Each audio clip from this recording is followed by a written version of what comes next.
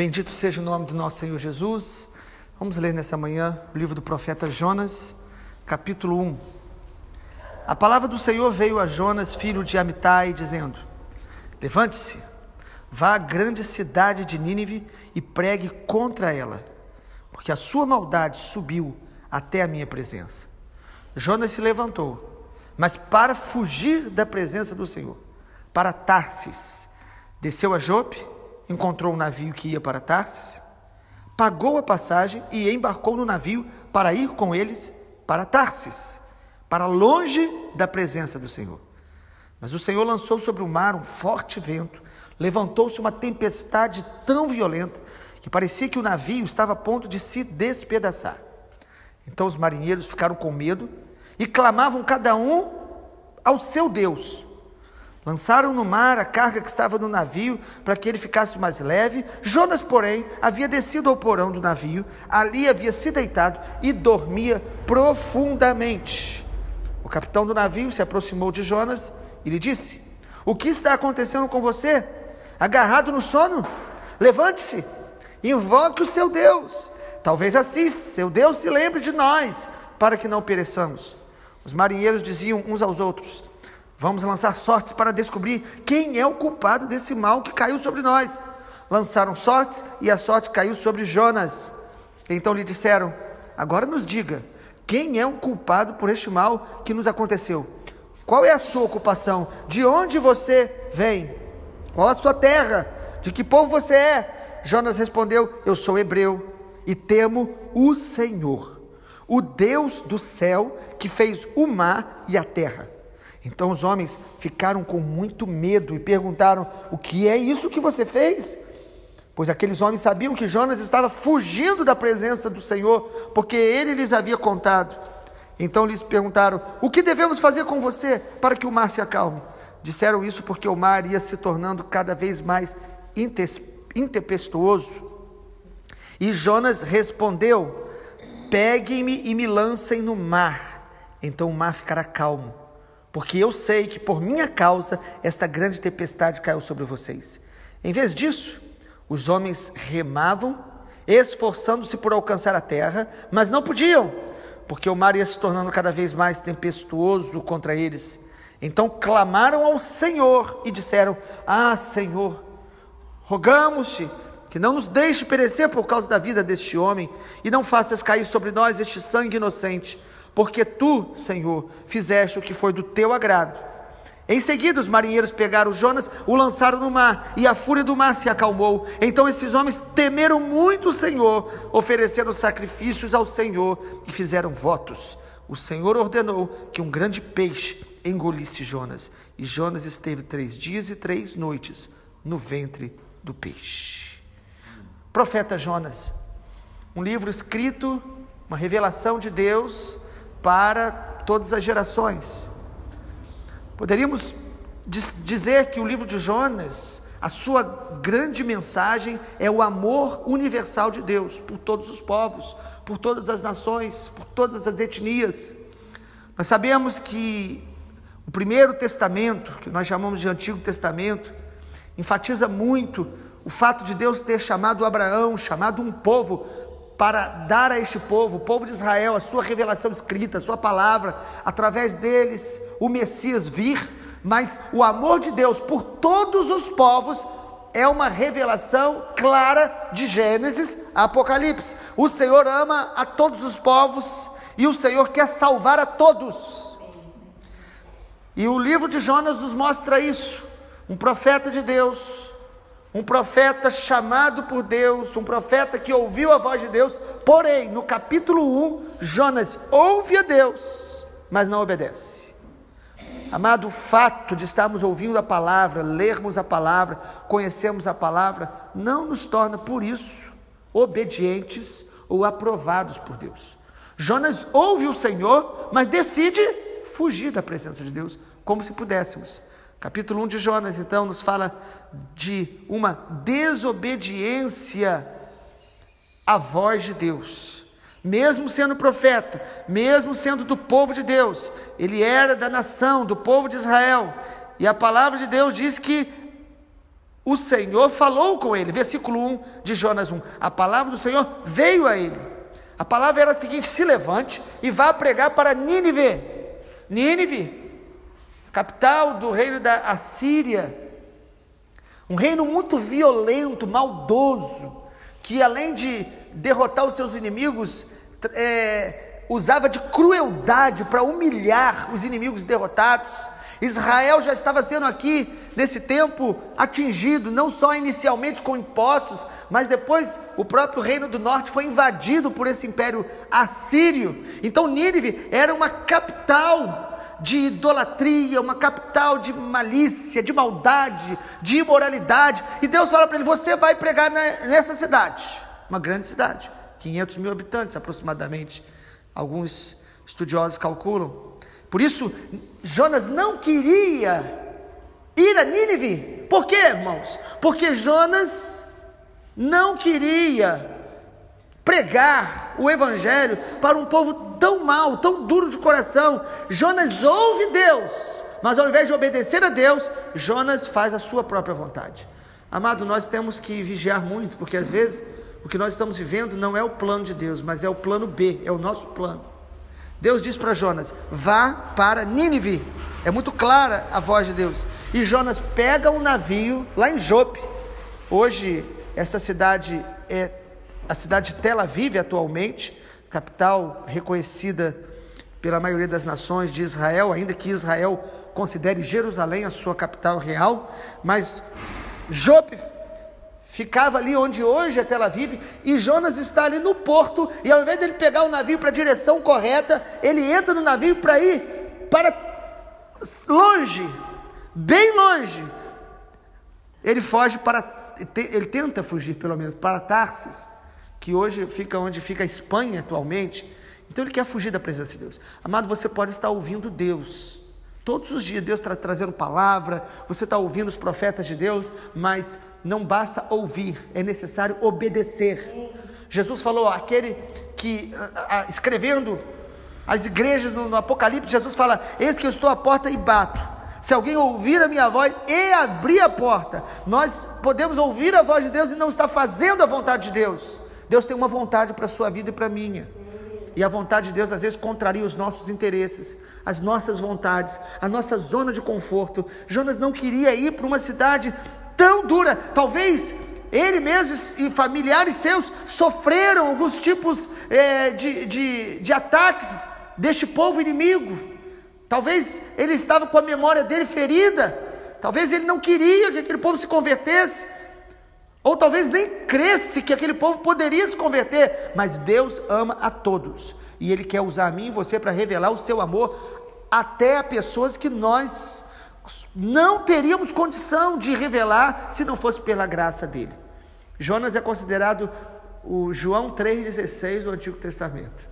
Em meio a tantos livros proféticos que falam sobre o plano de Deus para Israel, Jonas nos mostra que Deus, Ele quer salvar todos os povos, Ele quer salvar todas as nações, e Ele quer nos despertar para isso. Ele quer nos usar para ir a lugares onde as pessoas não conhecem a sua palavra, não conhecem o Senhor. E amado, o que acontece com Jonas?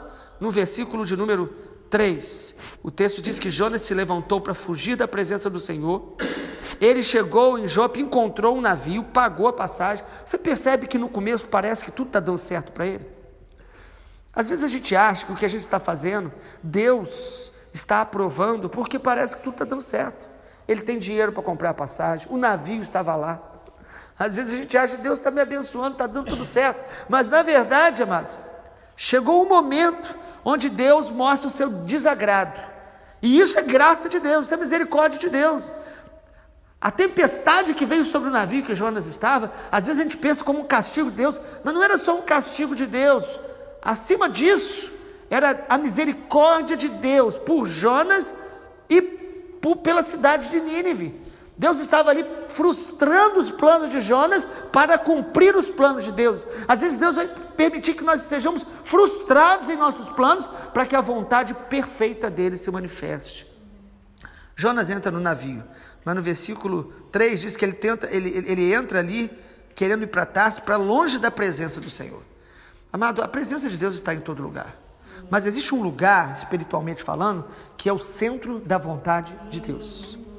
Nós precisamos buscar estar no centro da vontade de Deus. Isso é mais do que uma geografia, isso é mais do que uma decisão. A vontade de Deus é um relacionamento com Ele, é a disposição de ouvi-lo e obedecê-lo, de amá-lo, de adorá-lo, de fazer o que Ele manda. Jesus falou: vocês são meus amigos se fizerem o que eu vos mando. Ele estava tentando fugir do propósito de Deus. E quando a gente foge do propósito de Deus, nós vamos ficar frustrados, insatisfeitos, nós vamos ficar abatidos. Jonas vai para o navio, e irmão, no versículo 4 diz que o Senhor levantou um forte vento, e se levantou uma tempestade violenta, que parecia que o navio estava a ponto de despedaçar. A maneira que o livro nos revela essa tempestade, no versículo 5 diz que os marinheiros ficaram com medo. Sabe, nem toda tempestade é produzida por Deus. Na Bíblia mostra que tem tempestade que até pode ser o próprio inimigo que possa produzir. Não todas, mas há uma tempestade que Jesus repreende os ventos e manda o mar se acalmar, lá no Evangelho. Há tempestades que são fruto do próprio desequilíbrio que toda a criação hoje tem devido ao pecado da humanidade. Então nós podemos ver tempestades alcançando nações, lugares, que necessariamente não seja Deus trazendo algum tipo de juízo, mas há tempestades que vão nos alcançar por causa da nossa desobediência, e que Deus vai trazer para nos acordar, para nos despertar. O texto diz que no meio da tempestade, gente, Jonas dormia profundamente. É impressionante que quando a gente tenta fugir da vontade de Deus, a gente perde o discernimento espiritual. O povo que estava ali, que não conhecia Deus, perceberam que aquela tempestade era fora do comum, e o povo começou a orar. Um profeta responsável por toda uma tempestade que estava ali trazendo prejuízos, eles tiveram que jogar tudo para fora, como sempre se faz, né, quando vem uma grande tempestade, os alimentos, toda sobrecarga, tudo sendo jogado para preservar a vida, para que o navio chegue ao seu lugar pelo menos mais seguro.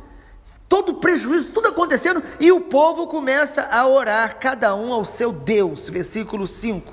Os ímpios começam a orar. O livro de Jonas é um livro que fala do amor universal de Deus e nos fala muito de oração. Aqui tem ímpios orando. Sabe quando até o ímpio percebe que tem alguma coisa do inimigo por trás daquilo? Ou que Deus está querendo nos ensinar algo? Porque aqui não era Satanás que estava produzindo aquela tempestade, mas era o próprio Deus para ensiná-lo, para despertá-lo. E às vezes até os ímpios estão vendo que algumas atitudes nossas estão totalmente fora da vontade de Deus, e eles começam a clamar, mas o Jonas estava agarrado no sono. É o que diz o versículo 6. E eles dizem: se levante, invoque o seu Deus. Ninguém sabia quem ele era, e aí eles resolvem lançar sorte para descobrir quem era. E pela misericórdia de Deus, irmãos, porque isso não é um método para você descobrir nada, mas Deus ali de alguma forma mostrou que era Jonas. E eles perguntam para Jonas, no versículo de número 8: agora nos diga quem é o culpado, qual é a sua ocupação, de onde você vem? E Jonas é muito sincero. Aqui a gente vê a sinceridade dele, né? Versículo 9 ele fala: eu sou hebreu e temo o Senhor, o Deus do céu, que fez o mar e a terra. E os homens ficaram com muito medo. Por quê? Porque aqueles homens, como os povos pagãos, eles acreditavam em vários deuses. Eles acreditavam que tinha um Deus do mar, um Deus das terras, um Deus do céu, um Deus da colheita, um Deus dos animais. E Jonas fala: eu temo o Senhor. A palavra Senhor, Adonai, o Senhor de todo o universo, aparece no livro de Jonas mais de 10, 15 vezes. E ele fala: eu temo o Senhor, que é o Senhor dos céus, da terra e do mar. Eles ficam apavorados. Eles falam: gente, nós estamos aqui clamando aos nossos deuses tão pequenos. Você conhece, pertence, teme um Deus que é sobretudo, soberano, absoluto, e está aí quieto. O que a gente faz? No versículo 10 eles perguntam: o que a gente faz? Porque eles perceberam que ele estava fugindo da presença de Deus. E ele diz: olha, me lancem no mar, que a tempestade vai se acalmar. Que coisa terrível, né? Versículo 12, Jonas fala: me lancem no mar, o mar vai ficar calmo. porque eu sei que é por minha causa que essa tempestade caiu sobre todos vocês. Amado, quando a gente começa a desobedecer a Deus, mesmo sabendo a vontade dele, conhecendo a palavra, nós trazemos prejuízo para nós, para as pessoas que estão perto. Nós trazemos tanta dificuldade, sabe, amado? E quantas pessoas estão assim, o coração está endurecendo cada dia mais. Mas Jonas, ele reconhece. Aqui ele fala, não, pode me jogar no mar. E eles não queriam fazer isso. Você pode perceber no versículo 13, que ao invés disso, eles começaram a remar ainda mais forte, querendo alcançar a terra. Mas eles não conseguiam, porque Deus não permitiu. E no versículo 14, eles oram novamente, e agora eles oram ao Senhor. Que coisa maravilhosa, irmãos. Deus estava se revelando aqui a marinheiros ímpios. Irmãos, um homem, quando ele se quebranta, se humilha, ele pode começar a conhecer a Deus no meio das tempestades da vida, no meio das dificuldades. Não é que todo mundo tem que se converter ou buscar a Deus no meio dos problemas, mas é que os problemas, as nossas dificuldades, dores, podem nos tornar mais humildes para reconhecer que nós dependemos de Deus, da graça dele, do amor dele. Infelizmente tem homens que mesmo no meio da tempestade, da morte, da doença, não voltam-se para Deus, porque o coração se endureceu. Mas esses homens aqui oram e falam, Senhor, não nos deixe perecer por causa deste homem, e não faças cair sobre nós esse sangue inocente. Olha que temor que esses homens tinham, porque tu, Senhor, fizeste o que foi do teu agrado. Versículo 14, eles reconhecem a soberania de Deus, até sobre essa situação. Irmãos, Deus é justo, mesmo quando parece que a gente está sofrendo por desobediência, não duvide da justiça e da graça de Deus, do amor de Deus.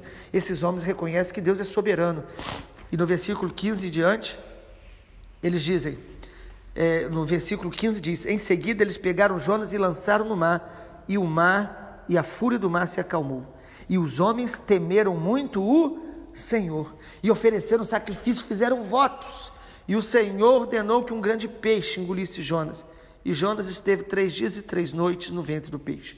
Amanhã nós continuaremos a meditar no profeta Jonas. A minha oração é que a gente possa estar mais sensível à voz de Deus, mais prontos para obedecer a Deus, fazer a vontade de Deus, porque a vontade de Deus ela sempre será boa, agradável e perfeita, mesmo que a gente não entenda. Sabe, amado, Deus queria enviar Jonas porque Deus queria salvar uma cidade inteira, mas Deus não apenas queria salvar uma cidade, Deus queria também curar o coração de Jonas, de todo preconceito, discriminação, talvez tirá-lo dessa zona de conforto que ele não queria sair. Ele era do povo de Israel, o povo que tinha lei, o povo que tinha a revelação, que tinha o templo. Talvez Deus queria mostrar para Jonas que Deus ama a todos. Deus ama aquele que nós não conseguimos amar. Amado, o amor de Deus é por aqueles que sofrem, mas também por aqueles que fazem sofrer. Deus ama a família que perdeu alguém, um ente querido, mas Deus ama também o assassino que tirou a vida de alguém inocente. Deus é um Deus que ama a todos, e nós precisamos ser cheios deste amor de Deus, para que a gente possa revelar esse amor, para que todos os homens conheçam a Jesus. A Bíblia diz que nem todos vão se arrepender, mas o desejo de Deus é que a gente pregue para todos, para que a gente testemunhe Jesus para todos, que nós possamos ser cheios deste amor e enxergar esse amor todos os dias. Vamos orar. Pai, obrigado, porque a palavra do Senhor alimenta o nosso espírito, renova a nossa fé, amplia a nossa visão. A palavra do Senhor aumenta o nosso temor. Nós oramos nessa manhã, Pai, para que o nosso coração não esteja endurecido, os nossos ouvidos não estejam ensurdecidos, mas que nós possamos nos deixar moldar, guiar pela Tua verdade, pelo Espírito Santo do Senhor. Nos ajuda a enxergar em nós aquilo que nós precisamos obedecer e estamos demorando, e nos ajuda a amar aqueles que nos ferem, que nos ofendem, aqueles que nos machucaram e aqueles que estão longe de nós. Nos ajuda a amar e estar disposto sempre a obedecer o Senhor e a anunciar a Tua palavra, para que todos os povos Te adorem. Nós Te louvamos e bendizemos em nome de Jesus. Amém, Senhor.